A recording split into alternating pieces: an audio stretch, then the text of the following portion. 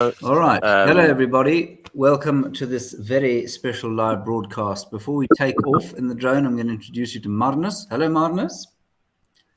hi everybody. Hello, James. There's Marnus. He's not wearing his pajamas, which is excellent.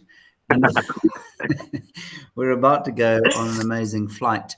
And I'll tell you a little bit about exactly what I'm doing and where we are and exactly sort of what's going to happen over the next half an hour once we take off. And I am now on me very own going to push the takeoff button.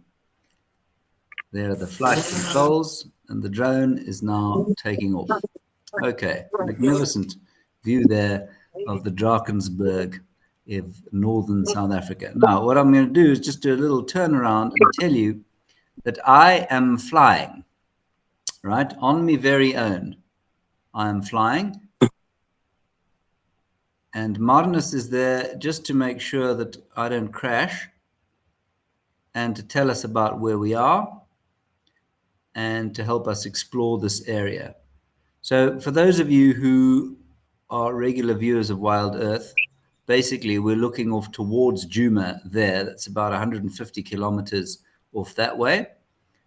And Antioch, where we are now, is a piece of ground in the foothills here of this magnificent area known as the Northern Drakensberg of South Africa. Okay, now we can fly over that road, which we will now probably proceed to do, and we'll head towards the mountains and see what sort of animals we can find. Now, the reason we're doing James, this, yes, go ahead, Marnus. so the geofence is there. You can Oh, I've turned into the head on to geofence. the southeast, turn to the southeast, and then we can Right. more left, Okay. You see, this is and why I then we need can Marnus. turn front. We can turn to the right. Yeah, you can go straight here. Straight here. I'm with you. Okay. All right. Now we're moving. While we're moving along, you are allowed to do this. Anybody, you can book a flight with Nature Eye. You go to natureeye.com. You'll get $10 off the flight if you use the coupon Wild Earth Fly. That's Wild Earth Fly. And the big thing to reiterate here is that while Marnus is there to make sure that we don't do anything stupid, I am actually flying this drone. I'm controlling it remotely from Johannesburg, if you can believe it. There's almost zero latency at all, and it's an unbelievable thing to be able to do. So I'm 600 kilometers from where we're flying this drone currently, which I just think is remarkable. Oh no, sorry, I can see now exactly where I'm supposed to be going. All right, sorry, Marnus. We'll get there eventually. No. Now, this is my fourth flight, and being somewhat incompetent with things like video games and that sort of thing, you'll have to excuse any dodgy sort of things that happen. Then a couple of nice questions coming through, which I had hoped to be able to answer. Hang on a second. Marnus, I'm going to hand... Yes. Can I ask you to just take control and fly us to where you had the hippos this morning? I'm just quickly going to plug in another screen because there are lots of really nice questions here, and I'd like to be able to answer them. So I've handed control over to Marnus, everyone. He is now flying. That's why the camera's making much more sense to you right now.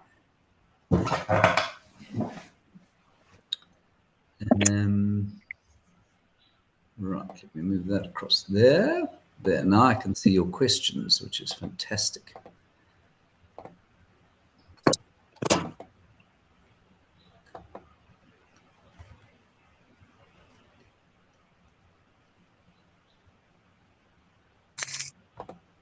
All right, Marnus, you may now hand me the con. And you the sorry, James, say that again. hand me the controls, please. Okay. That you have control again. Thank you very much. Okay, so did you have you had some animals around that open area there, did you? At the back, yeah. So okay. I think there were zebra at the back. Okay, cool. And some impala. All right.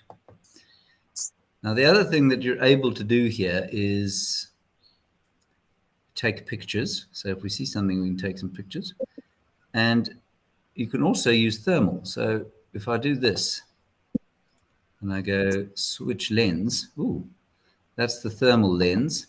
I think what we need to do is just zoom out a bit. That won't work. That's pretty.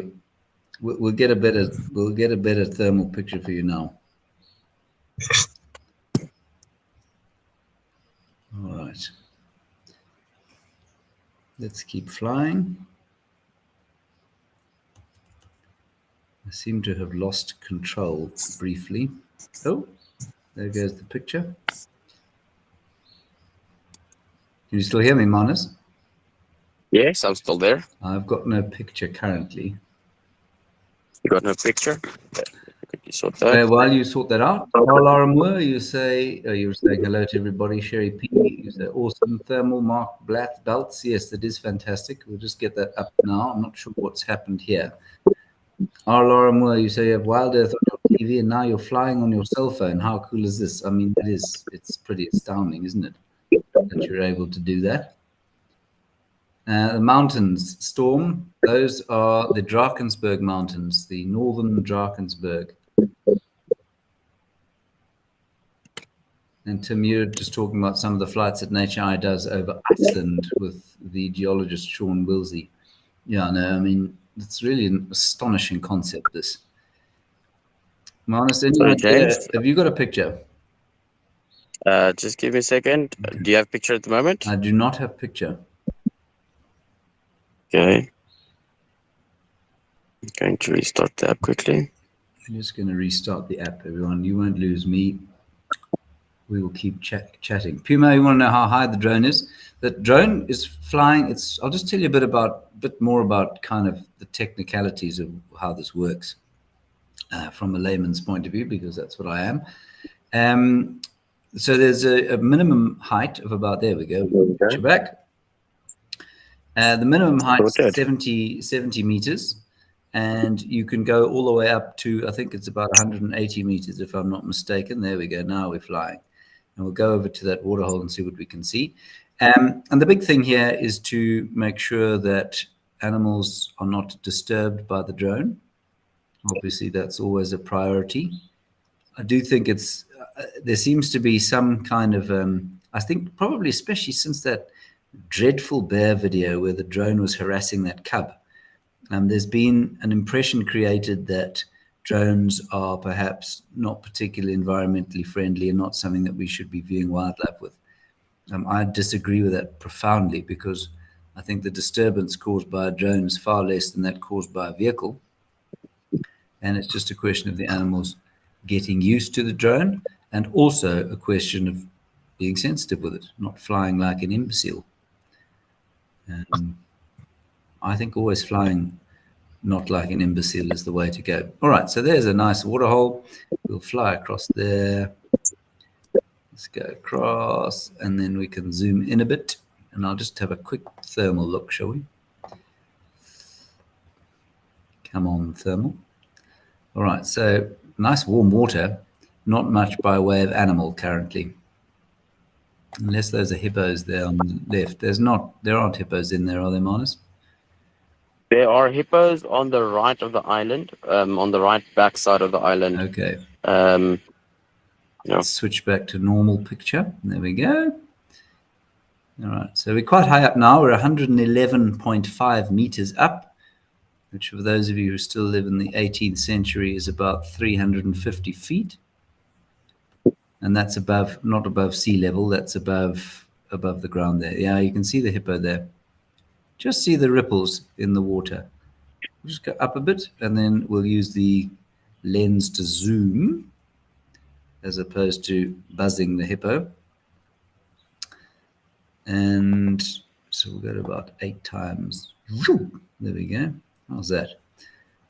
Almost see up the nose of a fish there, I would have said.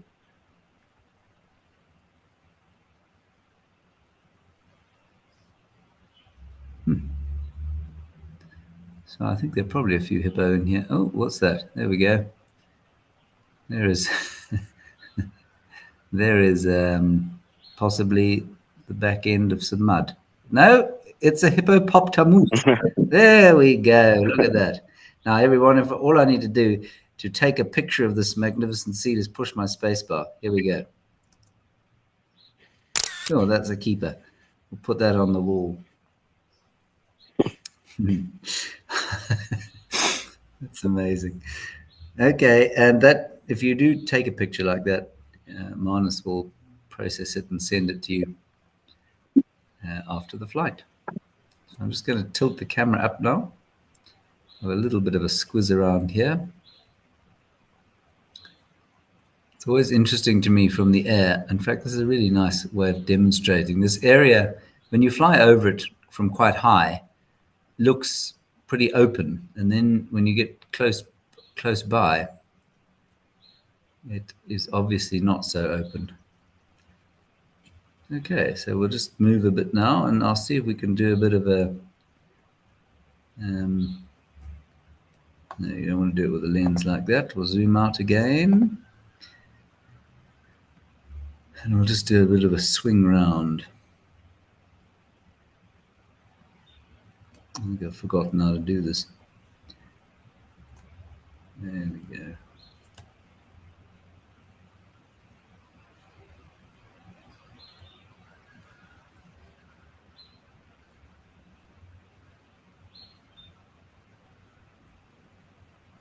All right. Then, now if you'll see, I'm sure you can see, or you can see where I'm going to the top left of my screen there. You can go to tell the drone to fly you to one of 4 spots that are pre-programmed. Manus, is there anything worth flying to here this morning? Manus has been up in his. No, not really. So most of the animals are on the way to this watering hole and Okay. then on the way to the watering hole number 2. Okay, so what would you suggest we do from here? I'd suggest we go to watering hole 2. There's Okay. quite a few zebra there and a giraffe standing All at right. the watering hole. So we'll click go there. And now the drone will fly automatically towards waterhole number 2.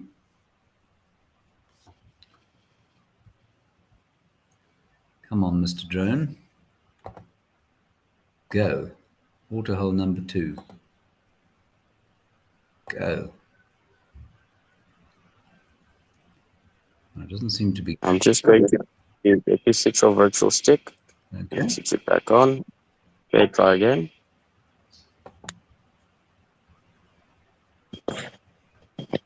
Right. Okay, let me just descend a little. You think that's what the problem is?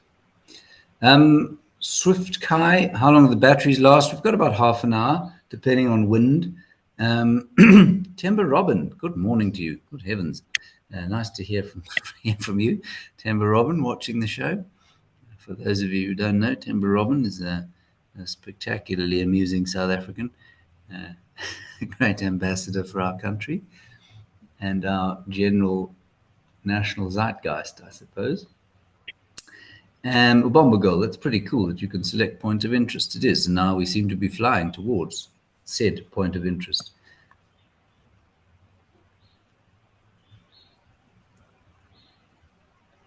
And Swift Kai say, what a wonderful way to see the world. It is certainly a spectacular way to see the world.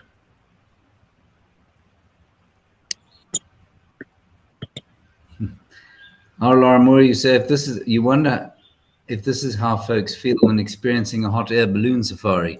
I would say that the view is quite similar. The terror one feels is very different, however.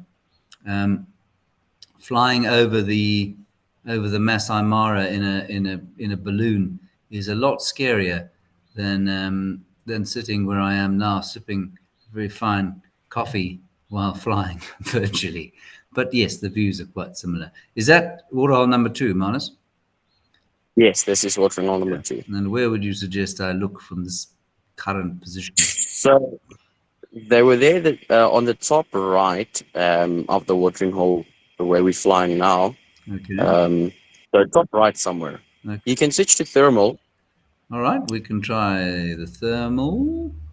Let's just go sideways slightly. There we go. Switch lens. Not seeing any thermal there.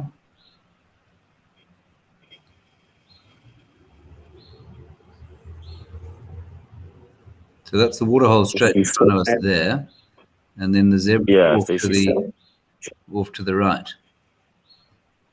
Yeah. All right, let's go back to the other one before somebody joins in and thinks we're looking at a coal mine.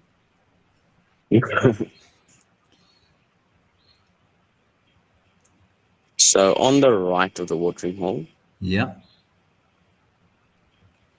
I don't know if that's maybe a giraffe or my imagination.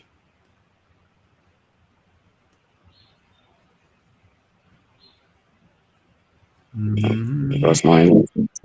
Was it your imagination? Yeah. They must be in here somewhere. Yeah, they won't be far. It's a lovely day here in the northern Drakensberg. Oh, there we go. There's some animals. Hang on a second. Let me back it up a bit. We'll go up a little. There's some zebras gambling about there.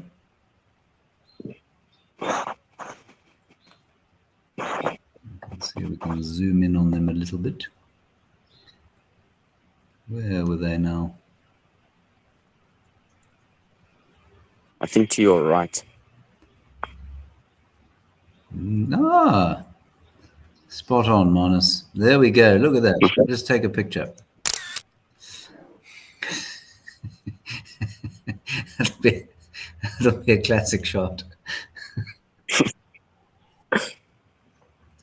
So there they are, wandering into the woodlands. And Manus, I'm correct in saying that they don't have to worry about being savaged by anything here. There are no lions in this particular reserve, right? There is lions. There We is. had a lion on the reserve right next to them. Right.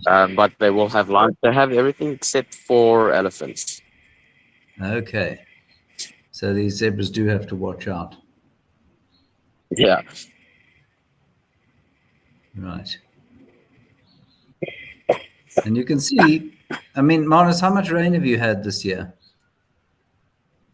So far, over, if I'm not mistaken, it's about 300 mil. Okay, so We got this year so far. so not a huge amount.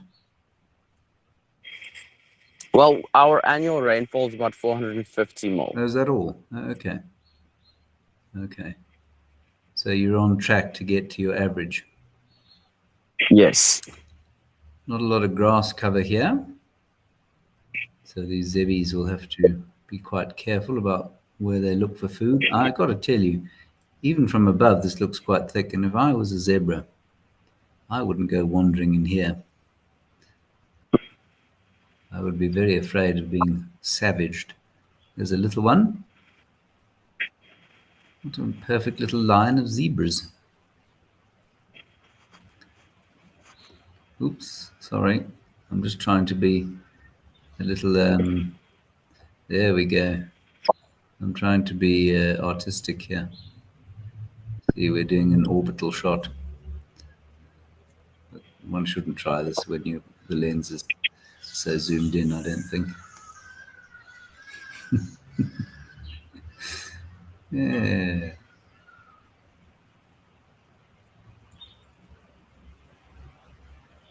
There we go. Cool. There are the zebras. Okay, so let's zoom out again. And zoop.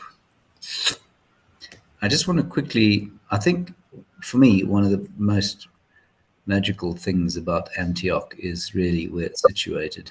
And so these are the mountains, for those of you who watch the live drives on Wild Earth, these are the mountains that you can see from Juma in the distance, way in the distance. And that canyon there to the right-hand side, you'll see my mouse, won't you? Yes, there you will. That canyon there is the Blader River Canyon, which is one of one of the biggest in the world. Manus, do you know anything more about it? It's the biggest in Yeah, South Africa, isn't it? it's the biggest canyon in South Africa. Yes, it's the it's actually the largest green canyon in the world, That's it. and there's a lot of saying that it's the third largest canyon in the world as well. But it's not really the third largest canyon in the world. It's just the largest green canyon in the world, Right. meaning vegetation and Yes. the water appears green as well. Um, because of the surrounding area, the green surrounding the trees, and Yeah. you know. It's absolutely magnificent. And then it stretches, more than 1,000 kilometers down the escarpment of South, all the way down this ridge line. And when we talk about the Lowveld, this is it. So it's the land to the eastern side of these mountains. And if I turn around and face towards the east, you can see there how flat it is. It's very gently undulating topography, all the way down to the Mozambican floodplain, pretty much, well, with a bump of the Lubombo Mountains, kind of in the, what should we say, about 200 kilometers to the east of where we are now. Bit of agriculture in the area, citrus, nuts, what else? Avos, bit of avo, maybe, Mango. mangoes. That's mainly in this area, yeah. Yeah, Those I just mentioned. I just think it's a magical spot. Really, to wake up with that view every day is spectacular. And I mean, Manus, I'm not incorrect in saying that. Oh, look at the birds there. That this is it's probably a much cooler area than some of the other Lowveld areas further from the mountains. Is that right? Oh yeah, Palabova. Yes. So further from the mountains, it gets a lot hotter. Yeah. Um, the only downside is our weather forecast is very unpredictable Yes. because of the mountains. Yeah. Okay. Let's see if anything is coming down for a drink here.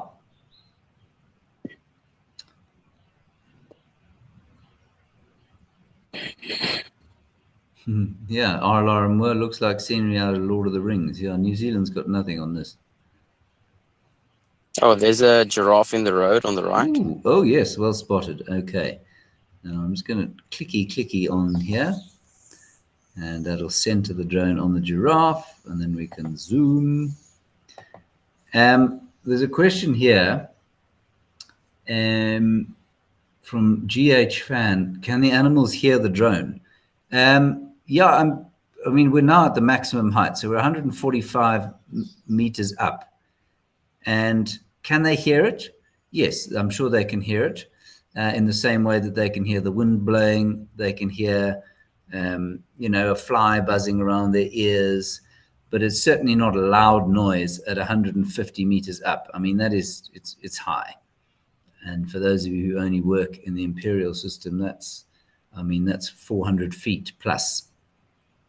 So, no, in fact, it's more than that. It's about almost 500 feet. So we're a long way up. But like I said earlier, I think that, if you fly a drone around a reserve for long enough, the animals will eventually get used to it, as they did with the vehicles. Remember that, vehicles once caused animals to run away. And this particular area and the areas where we operate, they've just got very used to people and vehicles, and so they don't worry about them.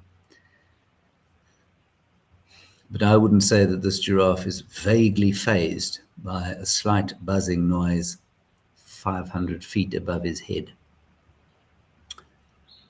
Now, we're going to run out of battery fairly soon, so what I want to do is attempt an orbital shot. Oh, here we go.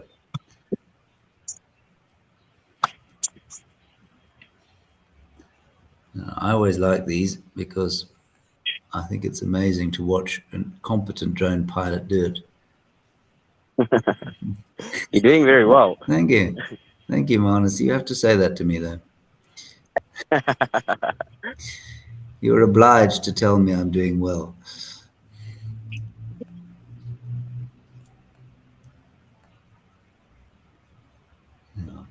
Now, if you get really good, of course, I'd be able to do the zoomed in, but I think it'll probably get seasick if I did the zoomed in now.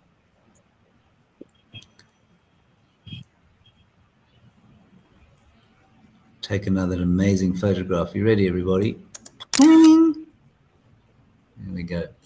And if you look up towards the top left where my mouse is sort of shaking around there, that's the battery indicator. So as soon as that reaches that little exclamation mark, the drone will immediately go home on its own. We can still you can be with us, but I won't be able to fly it because we don't want it dropping out of the sky in a place that will be difficult to find. Nice. Now remember, when I talk about flying the drone, I am actually flying the drone from home in Johannesburg, where the hardy-dars are making a big noise.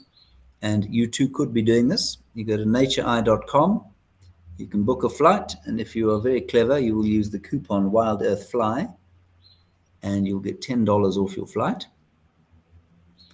And you can fly anywhere that Nature Eye has a drone. We've got 3 African locations, here, Sibuya and Elephant Sands. Right, the drone is now going to go home of its own accord. You can see my controls are currently disabled.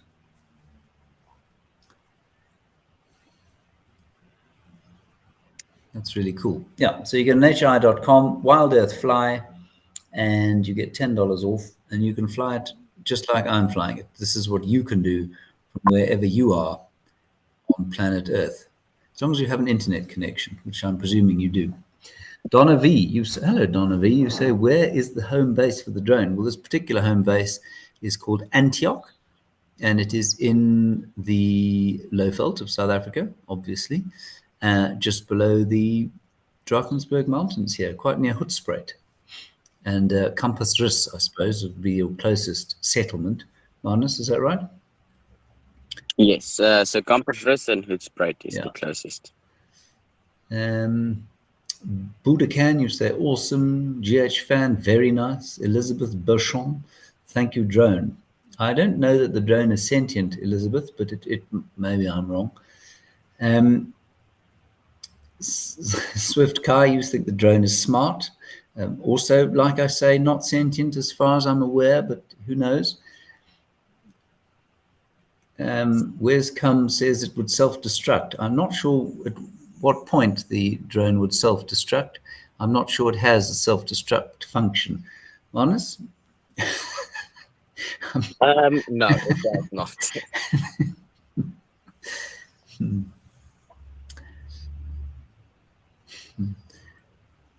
James Richard, hello. Long time no chat. You say look forward to the next one. Yeah, me too. The next one will be at Elephant Sands. And if you are going to watch, it's tomorrow at 3 o'clock Central African time. So it's 1500 hours Central African time in the afternoon, just in case you thought we were mad enough to try and do it at 3 a.m. We are not.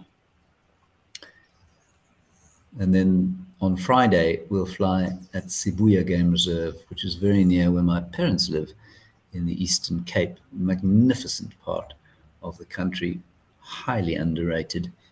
And we'll be flying around there, and that's at 6:30 again. Right, everybody, we're now going to land. If we're very lucky, we'll get a view of Marnus's very fine legs again. If not, and you want to see them again, you'll have to book your own flight. Natureeye.com, Wild Earth Fly is your coupon for $10 off, and you can do your very own flight. There are Marnus's legs as we speak. And his Volkskuhn. And his dog. All right, everybody. Thank you very much for joining us. That was great fun. Thanks a lot, Marnus. We'll see you next time. Thanks, everybody.